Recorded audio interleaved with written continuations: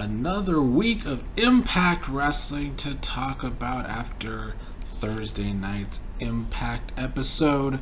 I still kind of feel the same way I felt after the Hard to Kill pay-per-view, where I do kind of feel like Impact's been mid ever since that pay-per-view at best, because I do feel like I've talked about the build leading up to Hard to Kill was good, and the Hard to Kill pay-per-view itself was pretty great, but I do feel like we're back to phoning it in. I don't know why wrestling does this so many times over the past several years, if not the last 2 decades, where anytime a promotion has some momentum, they just start phoning it in at times. Now, I don't think that this episode from Impact was bad at all. I don't think there was anything bad on the show. But I don't know if there was anything good on the show either. It was all very mediocre. Let's kind of get into it. I did enjoy the Trey Miguel and Mike Johnson match, because Trey Miguel mocking Mike Johnson, coming out acting like he was walking with a walker because Mike Johnson is in his 70s, still wrestling. That was entertaining. I am enjoying Trey Miguel being a heel, so we at least got to see some entertainment from Trey Miguel, which I always appreciate. Next, I want to talk about Tara returning to the ring.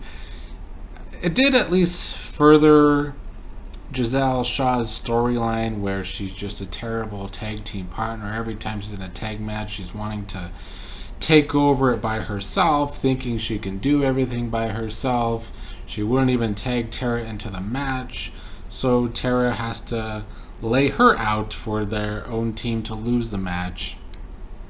So on one hand, they're continuing the Shaw story, but on the other hand, this is an odd place to put Tara coming back to wrestle in. She didn't even get tagged into the match.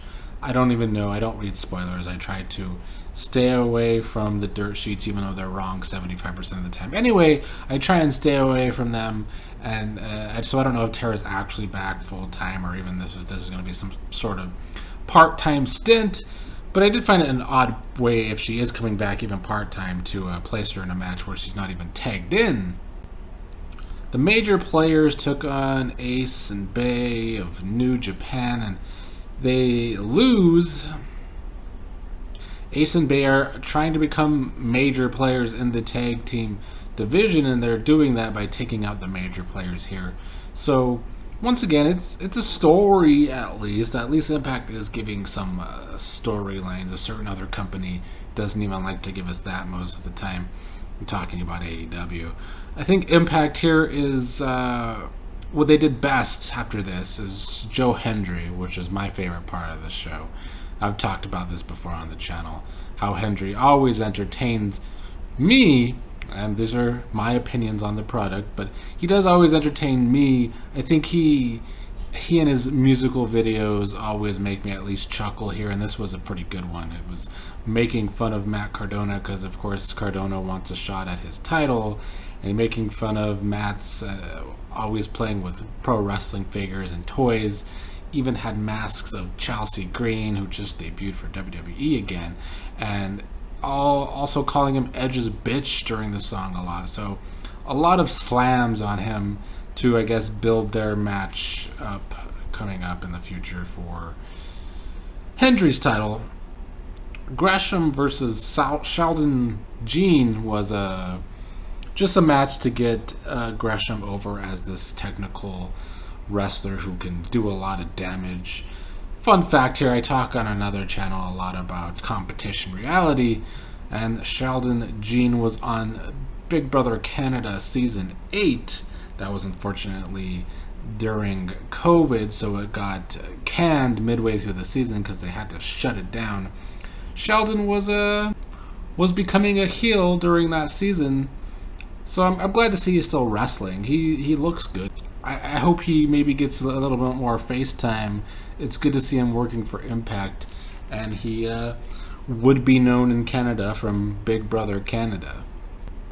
The main event saw all former champions Moose, Eddie Edwards, Sami Callihan, Rich Swann, Rhino, Sabin all battle it out to become #1 contender for Josh Alexander's Championship. The match was fine, just like this entire episode. Everything during this episode was fine. This was a fine matchup. I did like that it came down to Rich Swann and Sami Callihan because it plays into Callahan's current storyline, even though I'm not that fond of it, where he's somewhat joining the design and has to strip away all his past and he can fight his old friend Rich Swann here. Rich Swann gets the victory, though. And then after the match, the design wants Callahan to hurt Rich Swann, which he's about to do. But then some wrestlers make the save, including Josh Alexander and Kazarian, to kind of chase off Callahan and the design. Some odd booking decisions here, though, because I never like it when a wrestler loses a big match. Like Rich Swann just lost his blow-off feud to Macklin, and they're tying that into Macklin's story because Macklin's upset that Rich Swann was in this match in the first place. But I don't think you could really build up a wrestler well to get a title shot at your main title after he just lost a blow-off feud. I don't like that kind of booking. Never have, never will.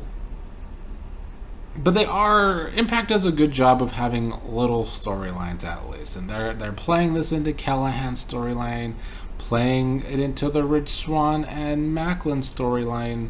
So I can't fault them too much because, like I said, not enough wrestling organizations tell enough stories like Impact at least tries to do. I just don't know if their stories right now are all that great. They are mid stories, like I said at the beginning of this little video.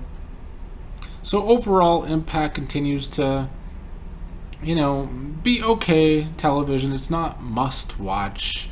I still think it's disappointing to me because they were finding momentum leading up to Hard to Kill, and now we're just kind of back to, I guess, it's basically like back to your regularly scheduled program. That's what we're getting out of Impact. So I don't hate it at all. I still think it's fine. It's fine. It's not must-see TV, though, like some of these other wrestling programs can be at times.